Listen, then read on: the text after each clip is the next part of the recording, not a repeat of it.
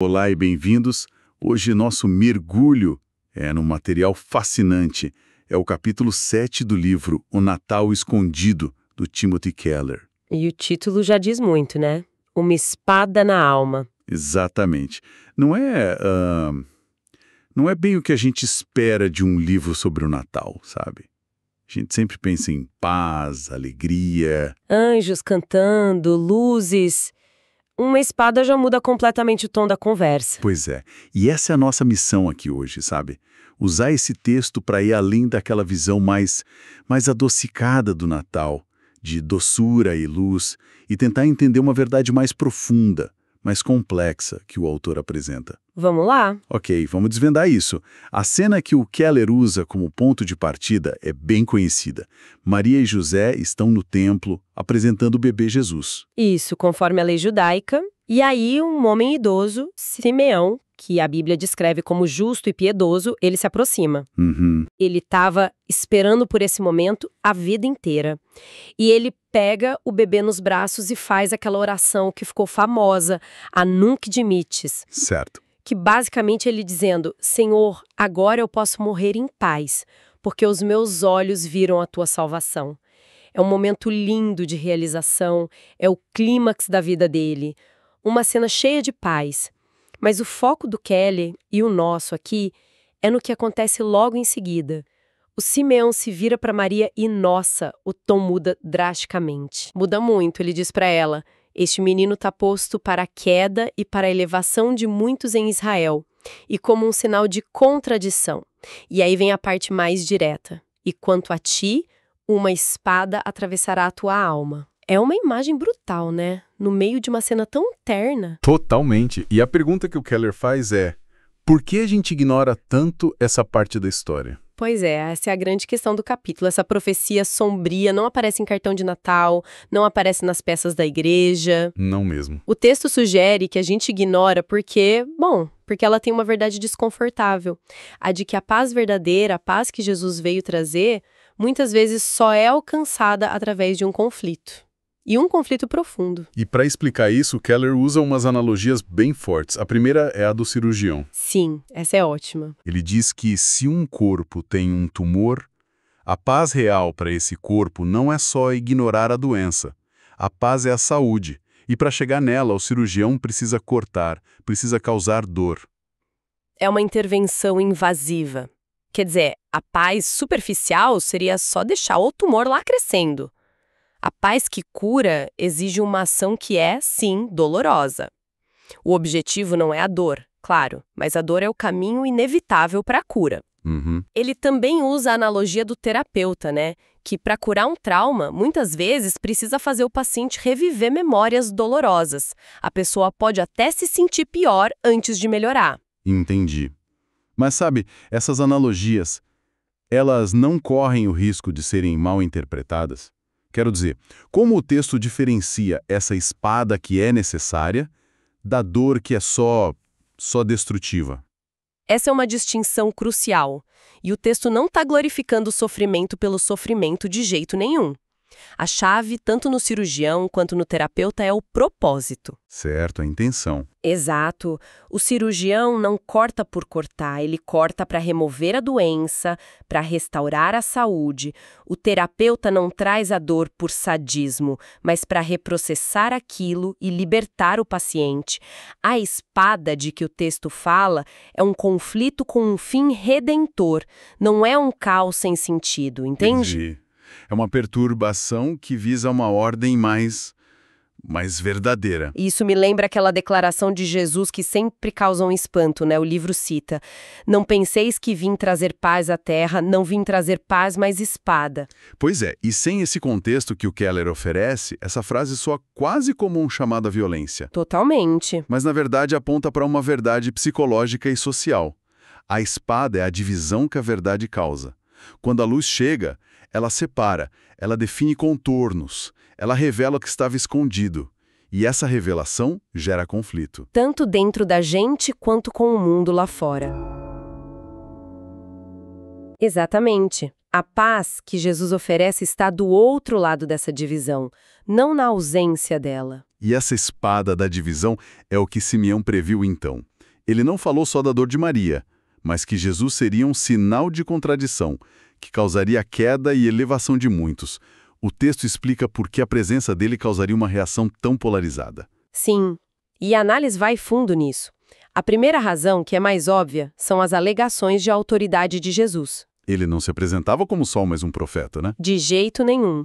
Ele afirmava ser o próprio caminho, a verdade e a vida. Esse tipo de alegação, ela exige uma resposta, não dá para ficar neutro. Ou ele é quem diz ser, e isso muda tudo, ou ele não é. Não tem meio termo. Então a polarização já começa aí na identidade que ele reivindica. Exato. Mas tem uma segunda razão, mais psicológica, que o texto explora citando o Evangelho de João. A frase é: os homens amaram mais as trevas do que a luz, porque as suas obras eram mais. A ideia aqui é que a luz não só ilumina, ela expõe. E vamos ser sinceros, ninguém gosta de ter as falhas, as motivações egoístas, a nossa escuridão interior exposta. A reação natural a isso muitas vezes não é gratidão, é hostilidade. O Keller dá os exemplos bem práticos disso que eu achei ótimos. Lembro de um, sobre uma família branca numa vizinhança racista. Ah, sim. Eles decidem ser amigáveis e acolher a primeira família negra que se muda para lá. E o resultado? Os outros vizinhos se voltam contra eles. A bondade daquela família funcionou como um holofote, sabe? Expôs o preconceito de todo mundo e eles não gostaram nada disso. Exato.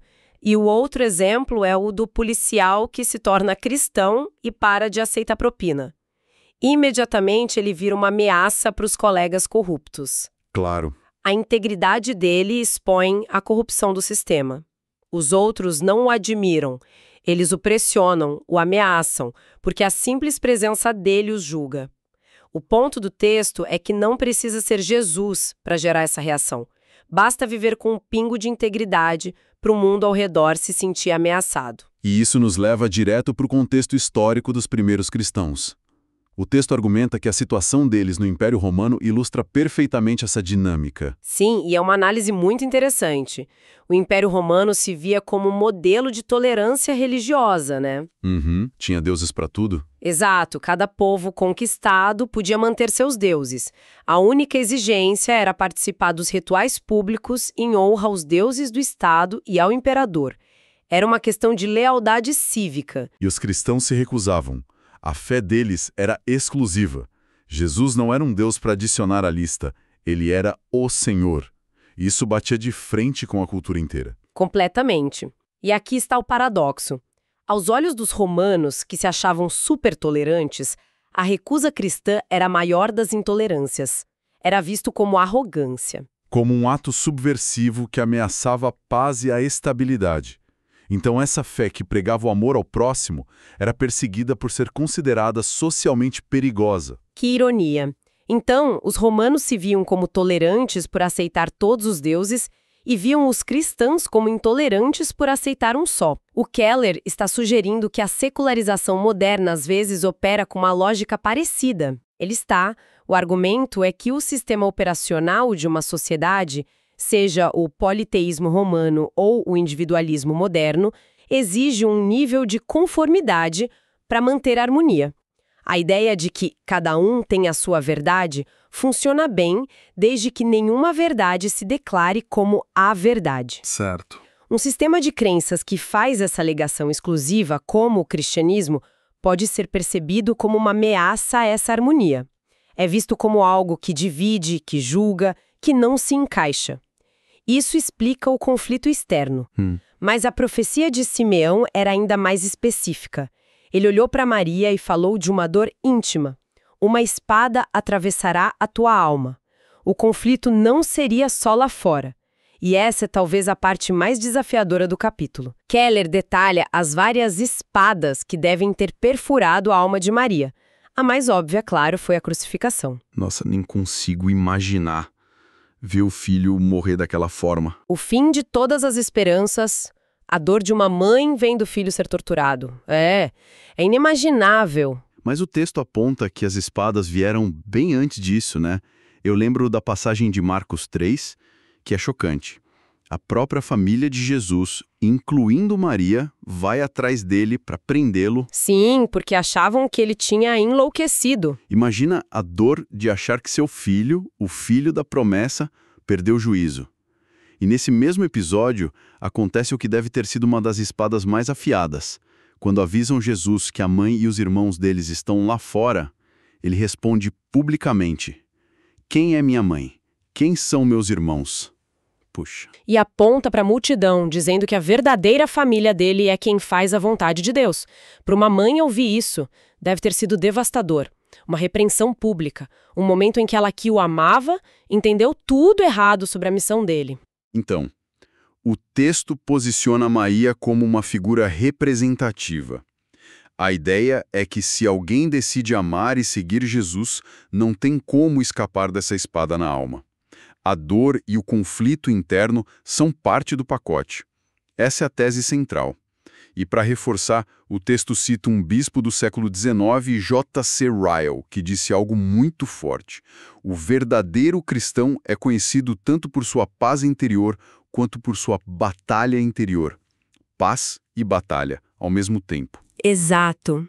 Ele diz que a fé resolve velhos conflitos, como a busca por sentido ou perdão, mas inaugura um conjunto de batalhas completamente novo.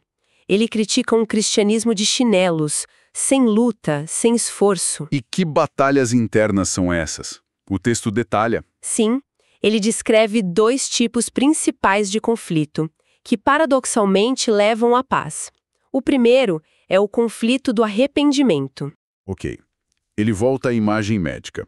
É como passar um antisséptico na ferida. Arde, dói, mas é o que limpa a infecção e permite a cura. O arrependimento nos força a encarar verdades sobre nós que a gente prefere ignorar. É uma luta contra o nosso orgulho, mas é o único caminho para a paz do perdão. E o segundo conflito? É o conflito da submissão. Aqui, o texto usa a linguagem do apóstolo Paulo sobre a luta entre o velho homem e o novo homem. Certo. O velho homem é a nossa parte que quer ser o centro do universo, que quer estar no controle. O novo homem é a parte que, pela fé, entende que a paz de verdade está em render o controle, em deixar Deus ser Deus. É uma guerra civil diária dentro de nós. É a luta para dizer, seja feita a tua vontade, e não a minha. Exatamente. E o texto dá um exemplo comovente de uma mulher que, após um acidente que a deixou paralisada, passou anos amargurada, com raiva de Deus. A virada, a paz, só veio quando ela finalmente disse: Deus, eu não tenho o direito de lhe dizer como administrar o universo. Sua vontade, não a minha. Uau! Ao se render, ao perder essa batalha, ela encontrou uma força e uma paz que a amargura nunca poderiam dar. Ok, então temos o conflito externo do mundo e o conflito interno do arrependimento e da submissão. É muita luta. Segundo o texto, qual é o propósito final de tudo isso? O propósito não é o sofrimento em si, mas o que ele produz quando é atravessado com fé. O texto argumenta que passar por essas espadas gera um tipo de alegria e força de caráter que são indestrutíveis, porque não dependem das circunstâncias. Uma paz forjada no fogo. Isso. Mas o ponto mais importante, o clímax do capítulo, é conectar todas as nossas pequenas espadas à espada suprema que o próprio Jesus enfrentou. E como ele faz essa conexão? Ele nos leva de volta a Gênesis, capítulo 3. Depois da expulsão do Jardim do Éden, Deus coloca um anjo com uma espada flamejante para guardar o caminho de volta para a árvore da vida. Certo. A espada simboliza a justiça divina, a pena pelo pecado que nos separa de Deus. Exato. E o argumento do Keller é que, na cruz, Jesus estava voluntariamente se colocando no caminho dessa espada. Ele estava absorvendo em si mesmo o golpe da justiça que era destinado a nós. O profeta Isaías descreveu isso. Por ele foi cortado da terra dos viventes, pela transgressão do meu povo ele foi atingido. Ele atravessou a espada no nosso lugar. E o texto ressalta uma diferença fundamental na forma como ele enfrentou essa espada e como nós enfrentamos as nossas, né? Uma diferença crucial. A espada que Jesus enfrentou foi infinitamente mais pesada e no momento final ele a enfrentou completamente só, clamando: meu Deus, por que me desamparaste? Uhum. É uma perspectiva que realmente transforma a história do Natal. A imagem de Simeão deixa de ser só um aviso sombrio e vira quase um mapa, mostrando que o caminho para a paz profunda que todos buscam passa inevitavelmente por um vale de conflito. Exatamente. A história do Natal, por essa ótica, não é uma fuga da realidade dura do mundo, mas um mergulho nela para redimi-la. Não é só sobre paz, mas sobre a espada que traz uma paz verdadeira. E o capítulo se encerra com uma reflexão que fica ecoando. Qual seria? Isso levanta uma questão importante. O autor nos convida a pensar. E se, quando Simeão avisou Maria, uma espada atravessará a tua alma, ela tivesse recuado e dito, não, obrigada, não quero uma espada na minha alma? Nossa, e se o próprio Jesus, no jardim, tivesse dito, eu não quero trazer paz dessa maneira dolorosa? Onde nós estaríamos? Uma pergunta poderosa para a gente ficar ponderando. E para quem se interessou por essa conversa, na próxima semana teremos um novo mergulho explorando outro capítulo deste mesmo livro. Será um prazer continuar essa exploração. Obrigado a todos que nos ouviram, que Deus abençoe a todos, até a próxima.